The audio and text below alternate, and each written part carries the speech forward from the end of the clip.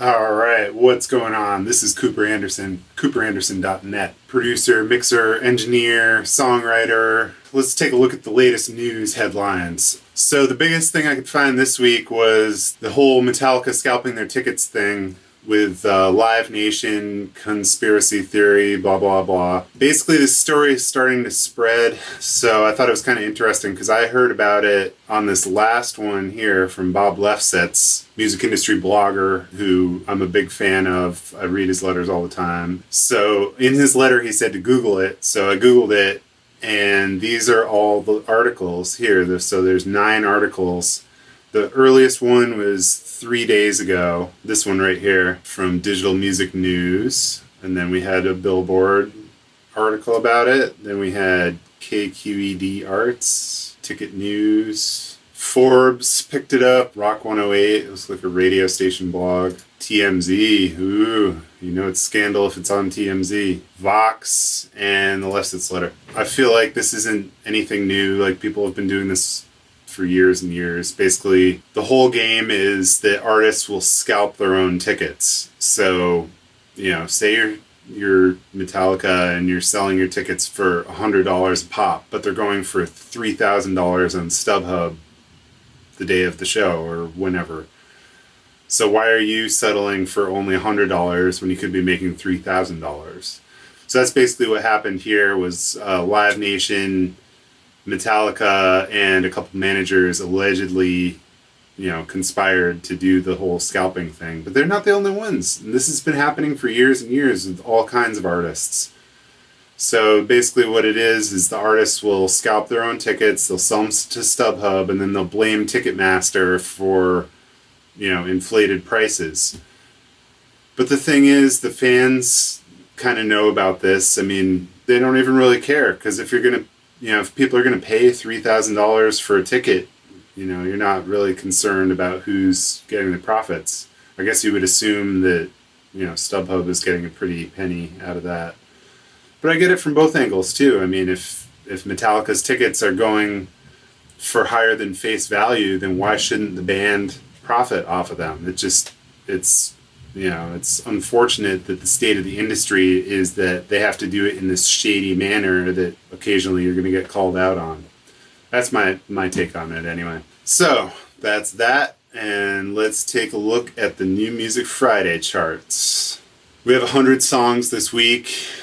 The top ones listed are Beyonce, Sam Smith, Lil Baby, Alec Benjamin, Bazzi, Tones and I, Beyonce. Beyonce's got a lot because the Lion King soundtrack just came out. She was on it last week too. Charlie XCX. Some notables are down here. My boy Ryland James. He's a Canadian artist who I worked with years ago, probably 2011. When he was like 13 years old or something.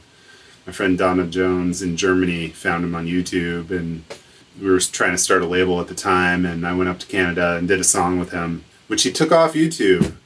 Not too impressed with that, but we're going to have a talk about that.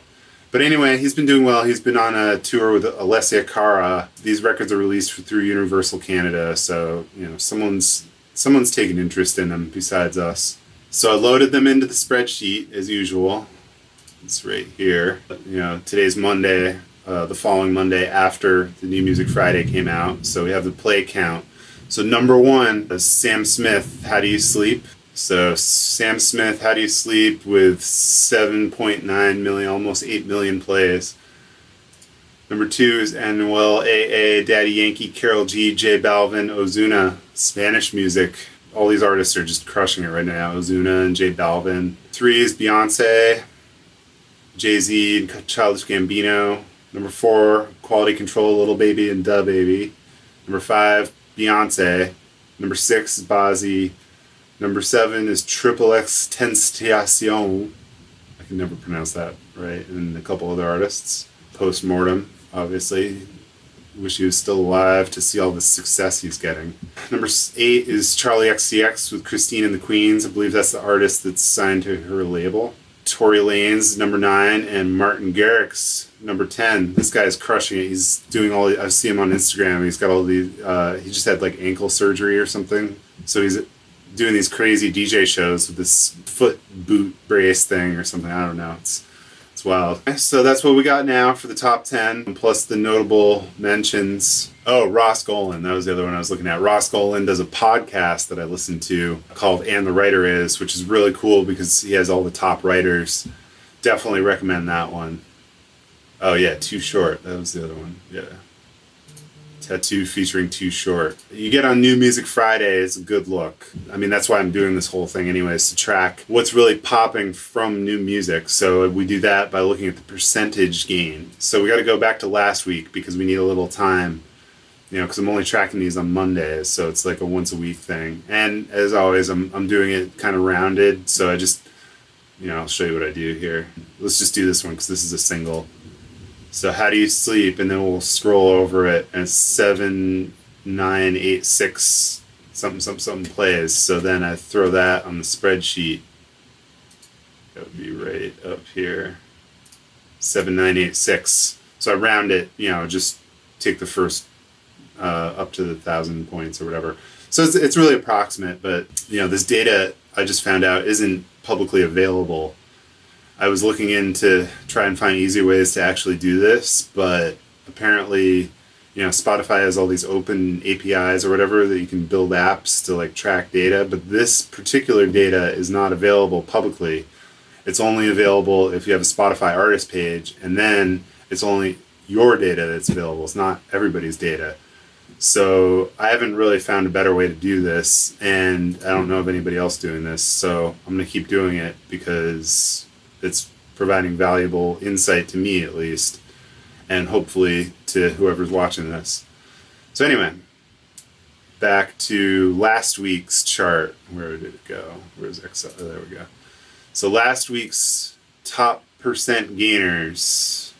Is that last week? Yeah, last week right here. Okay, so where is this sorted by? So the top percent gainer of last week was Nas. I'm not sure exactly why, because he had an album come out. I don't know exactly the timing of that, but he went from 152,000 plays last Monday to 608,000 plays this Monday. Weekly gain of 456,000 for a 300% gain. Number 2 was Loud Luxury. They're kind of like an EDM type act. I really like them. My guy DJ Funsize introduced them to me. So that's number 2. They went from 685,000 to 2.616 million for a 282% gain. So they're picking up some steam. Number 3 is Neff the Pharaoh, High Voltage, featuring Tyga. So this is one of the ones I'm more interested in because the first Monday they only had 79,000 plays. I mean, that's not like a crazy Ed Sheeran number, like a 10 million or whatever. This is like an attainable amount. I mean, it's a high amount for a new artist. They probably had a label or some sort of thing if they got some sort of funding behind it, if they have Tyga. So it's 79,000 and they went to 291,000. So that's a 268% gain. So that, in my opinion, well, all of these really are pretty good. But that's a particularly impressive one because they're going from not that many plays to a good amount of plays. Okay, then we got Ronnie J, we got Kenny Chesney, Jack Jones and Baby Rexha, Fillmore, Future, and Levi Hummin. This is another one. I like these 5-digit first week numbers going to the 6 digits. We had a 200% gain going from 48,000 to 144,000, and we jumped from 91 to 85 on the position in play counts. So that's a really impressive jump. And then Becky G and Mike Towers. I mean, Becky G is just, she's one of these super hot Spanish artists right now, just crushing it. So they'll be all right, coming out of the gate with 1.15 million plays, going to 3.448. I mean, that's impressive. And then I have, so this is the older ones. And then I have this one chart where I'm tracking the top 10 percentage gainers from each week. I just started tracking this data. I'm not really sure exactly what I'm going to do with it, but I think I'm going to do kind of like a monthly thing and then track stuff for 5 or 6 weeks probably. We're on week 4 for the first week that I started, because I started doing this 4 weeks ago. This is interesting too, because we can compare the strongest songs against each other with this list, because we're going by week 1, week 2, week 3, and week 4. And already you can see that from week 1 to week 2, we're getting triple digit percentage gains, most of them in the 200s, all the way down the line. Down to 199 is the lowest number here. And then week 2 to week 3, we're only getting a few triple digits. And then week 4, you don't even have a 50% gain on any of these. The percent gain is from week 3 to week 4. So it's not from week 1 to week 4. So that's why the numbers are dropping. So that means you have a lot of hype coming out of the gate, and then it kind of settles down as the weeks go on. But in a few more weeks we'll have a lot more data on this sheet, so we'll be able to see a lot more stuff. But anyway, that's all for this week. So until next time, Cooper Anderson, CooperAnderson.net, producer, mixer, engineer, songwriter. Check me out. Instagram, I'm Coops. YouTube, I have 2 YouTubes now, actually. I'm kind of seeing which one I'm going to go with, but iPad Beat School or Coops with 2 S's. What else am I using? And Twitter is Coop Rock City. I got a lot more social stuff coming. I've got a lot of stuff in the works. These are my summer projects I'm sharing with everybody. So anyway, have a great week, and I will see you next week.